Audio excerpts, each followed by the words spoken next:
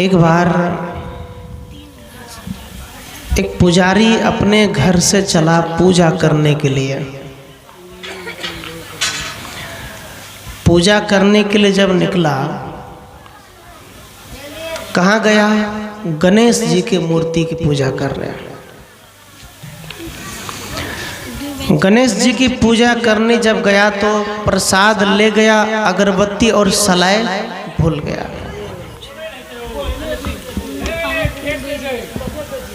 अगरबत्ती और सलाई साथ में नहीं ले गया, केवल प्रसाद लेकर गया। तो प्रसाद को गणेश जी के मूर्ति के सामने रख दिया, घर चला गया सलाई और अगरबत्ती लेने के लिए।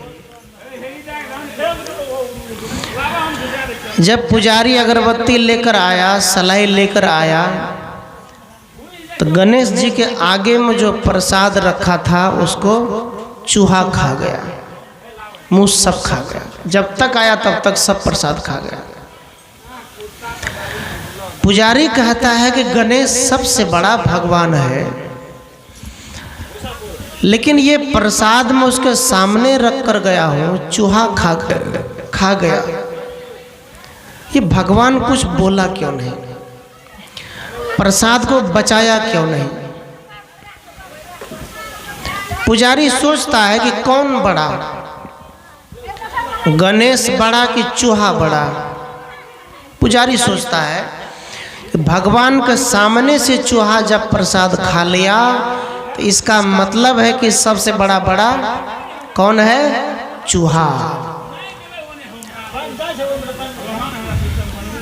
तो पुजारी ने क्या किया? चूहा की पूजा शुरू कर दिया, मूस का पूजा।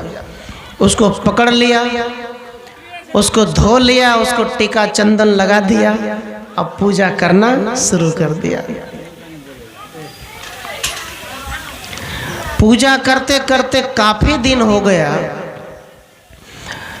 तो उस चूहा को एक दिन उसके बिल्ली मार दिया। बिल्ली, उसके घर में जो बिल्ली थी, वो बिल्ली चूहा को मार कर खा गई। पुजारी कहता है कि मेरा भगवान है, मैं अपने चूहा भगवान की पूजा करता था, लेकिन बिल्ली ने मेरे भगवान को कैसे मार दिया? जब मेरा भगवान मर गया, इसका मतलब है ना तो गणेश बड़ा ना चूहा बड़ी। तब पुजारी कहता है कि सबसे बड़ी है बिल्ली, जो चूहा को मार दिया, वही न बड़ा होगा। तो पुजारी ने क्या किया? बिल्ली का पूजा शुरू कर दिया। गणेशों को छोड़ दल के, चूहा का छोड़ दल के, अब बस वो बिल्ली की पूजा शुरू कर दल के। बिल्ली माता कहे लगले, बिल्ली माता। बिल्ली की पूजा करते करते बहुत दिन हो गया। तो एक दिन उसके आंगन में जो कुत्ता था, कुत्ता ने बिल्ली को झपट लिया, गला पकड़ के मचार दिया। बिल्ली मर गई। बिल्ली जब मर गई तो पुजारी सुबह में लोटा में जल लेकर आया, फूल पत्ती लेकर बिल्ली माता की पूजा करने के लिए। तो बिल्ली तो मरी पड़ी है, बिल्ली मर गई। तब पुजारी कहता है कौन बड़ा है दुनिया में, कौन बड़ा? जब गणेश जी को मैं भगवान मानता हूँ तो गणेश जी अपने प्रसाद को नहीं बचाया, चूहा उसके सामने में खा गया। जब मैं चूहा को भगवान माना तो बिल्ली खा गई, इसका मतलब चूहा में भी शक्ति नहीं है। जब मैं बिल्ली को भगवान माना तो बिल्ली को कुत्ते ने मार दिया, इसका मतलब बिल्ली भी बड़ी ने। अब सबसे बड़ा कौन है? भगवान। कौन? कुत्ता। तो पुजारी ने क्या किया? कुत्ते की पूजा शुरू कर दिया, खूब मगन होकर। कुत्ता को भी रोटी मिलने लग गया। जो कुत्ता घर से भागता था, मारते थे, उस कुत्ते को उस दिन से भोजन मिलने लग गया। कुत्ता जब भर पेट खा लिया, कुत्ता मोटा हो गया। एक दिन क्या हुआ, उसकी पत्नी किचन में आटा गूंथ के रख दिया था, आटा में पानी डाल के रख दिया। आटा गूंथने के बाद पत्नी चले गई बाहर बाड़ी में सुंठी लेने के लिए, कुतवा जाके आटा में मुंह दे दिया। पत्नी देख लिया, पत्नी ने कुत्ता का डांड तोड़ दिया। पत्नी ने कुत्ता को मार दिया जोर से। पुजारी को ये बात पता नहीं चला। पुजारी दूसरे दिन, उसका नियम था पूजा करना। पुजारी जब सुबह में लोटा में जल लेकर प्रसाद लेकर आए कुत्ता की पूजा करने, तो कुत्ता घसीट घसीट कर चले। पुजारी कहे कि दुनिया में बड़ा कौन? गणेश की पूजा किया तो अपना प्रसाद की रक्षा नहीं किया, है ना, जिसमें हाथी का सूंड लगा है। सज्जनों, ब्राह्मण कहे छे कि 5 किलो के मल से, पार्वती के मल से गणेश पैदा भेले, गणेश पैदा के लिए। तब गणेश पार्वती जब नहावे रहे तो बेटा के रखल गेट पर, देखिए हम लहबे चुके आवे न। तो शंकर जी आवे रहे तो बेटा के अंदर नहीं जल देवा, तो शंकर जी बेटा के नहीं पहचान लगे, गोसा उठले, शंकर जी गणेश के गर्दने काट दिले। तो जब हम कहे छे महादेव पूरे संसार के जाने छे, सर्वशक्तिमान छे, तो शंकर जी ई बात किया न जानल कि हमर बेटा छिए, तलवार चला दिल, काट दिल।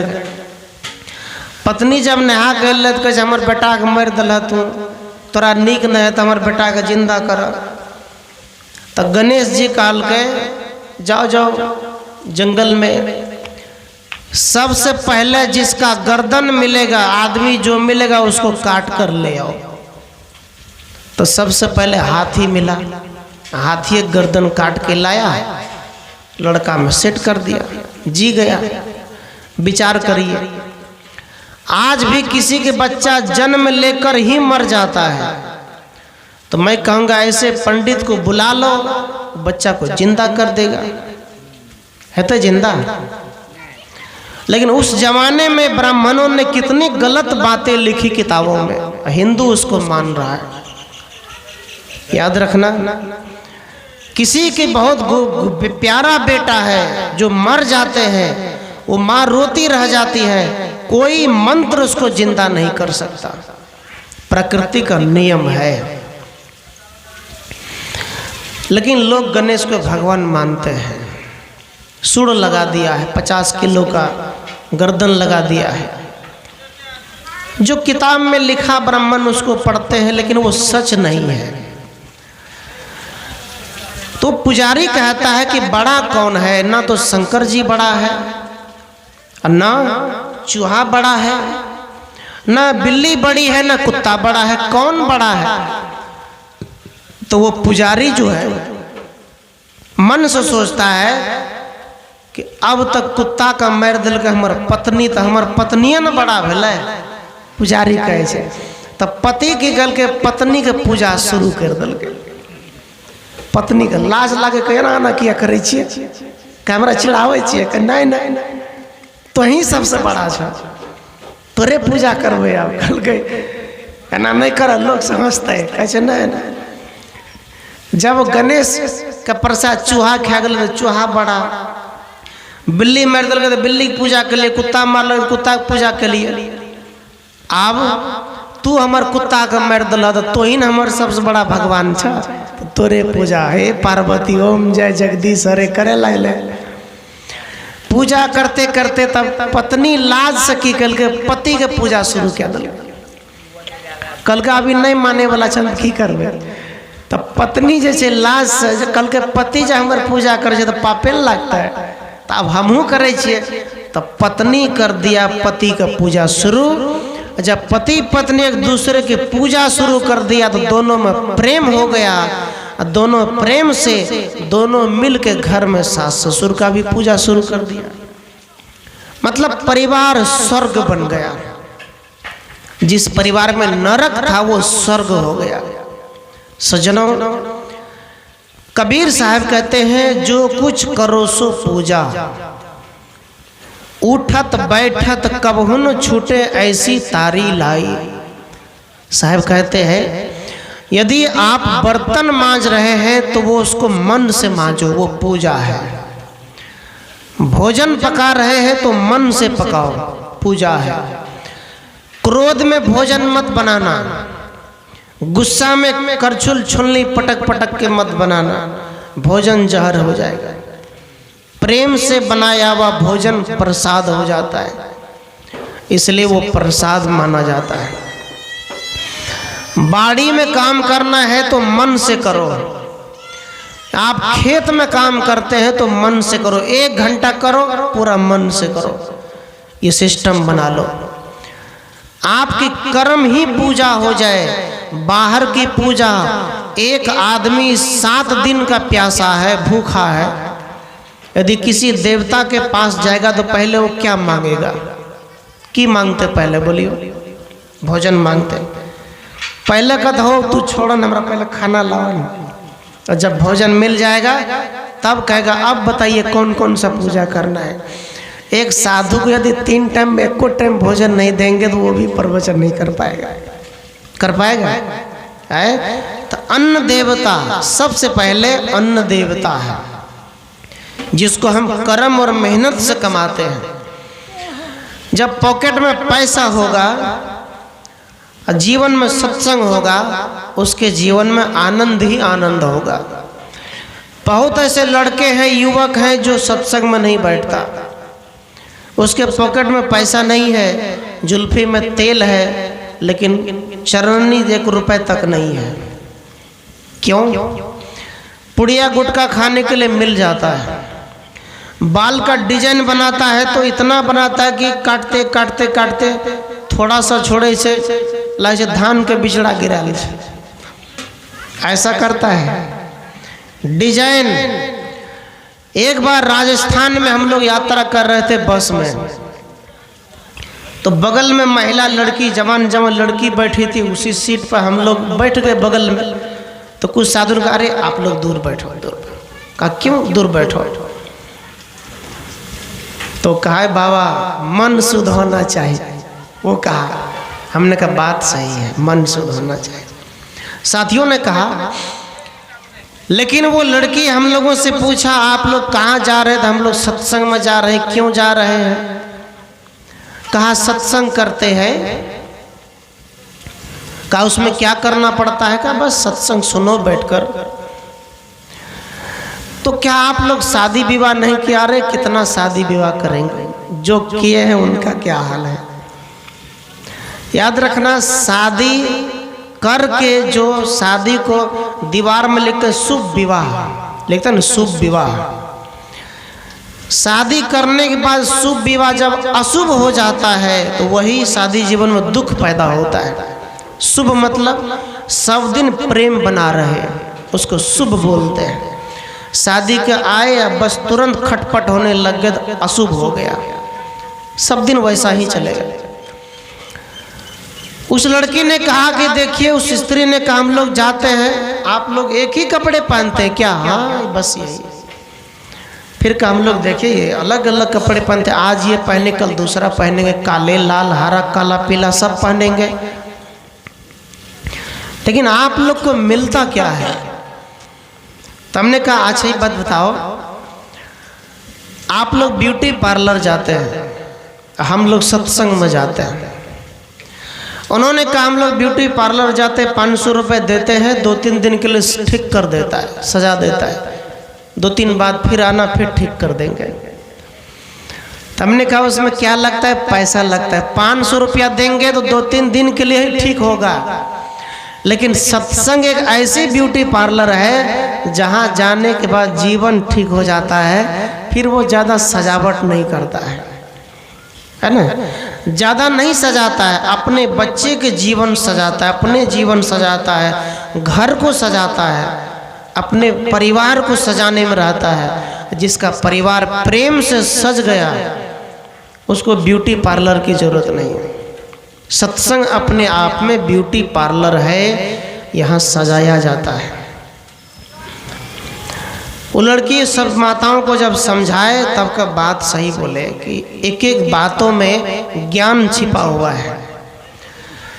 शरीर को भी सजाओ। इंडिया में एक जगह है कुर्सा कंटा, फारबिसगंज के बगल में, वहाँ सत्संग में हम लोग गए कितने 10 जनवरी को। तो वहाँ नई नई दुल्हन आई थी, तो कहा देखिए साहब इनको भूत लगती है, मेरे पास लेकर आए। मैं कहा हाथ दिखाओ, तो एक ही हाथ दिया हो। मैं कहा दूसरा दिखाओ, ये ना घुसियावे हो रहा ना निकालवे न करे, हमको दूसरा हाथ दिखाओ। जबरदस्ती जब किए तब वो हाथ निकाल ले, तब पता चला कि 1.5 इंची का नाखून बढ़ा हुआ था उसका। लो 1.5 इंची का बढ़ा रहे, इतना बड़ा बड़ा। उसके पति को बोले आप इससे थोड़ा बच के रहना, कभी भौंक कर मार देगा ये। 1.5 इंच नाखून आप रखते हैं, लड़के भी रखते लड़कियां भी रखते हैं, क्यों? दिखाने के लिए। लेकिन याद है बड़ा बड़ा नाखून जो उसमें गंदगी घुस जाता है, गोबर उठाते हैं, दिशा मैदान होता है, आप क्या साफ करते हैं? उस अंगूठी पहनते हैं, बायां हाथ में अंगूठी पहनते हैं, दायां में अंगूठी पहनना चाहिए, और वैसे पहनना ही नहीं चाहिए। शादी में जाओ, पार्टी में जाओ तो पहन लो, घर रहो तो उतार दो।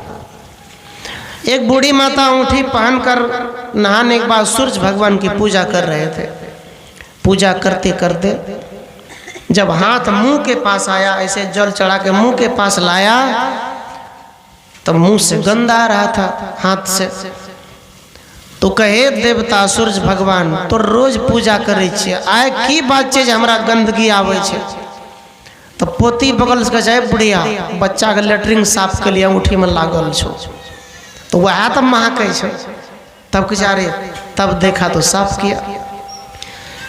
जो 5-5 अंगूठी पहनते हैं उसका हाथ शुद्ध नहीं है, उसको उतार देना चाहिए, तब भोजन बनाना चाहिए।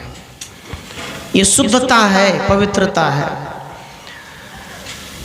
तो सत्संग क्या है? Beauty parlour. समाज आजकल ऐसे जगह पे जा रहा है। पहले क्या होता था, हम लोग भोजन बनाते थे, नाचने वाले बाहर से आते थे। अब हलवाई भोजन बनाते हैं तो घर वाले नाचते हैं, है ना? घर वाले नाचते, ये उल्टा हो गया। लेकिन हलवाई का भी जरूरी है, उनका भी तो रोजी धंधा है, बढ़िया बात है, अच्छी बात है, उनका भी तो चलना चाहिए।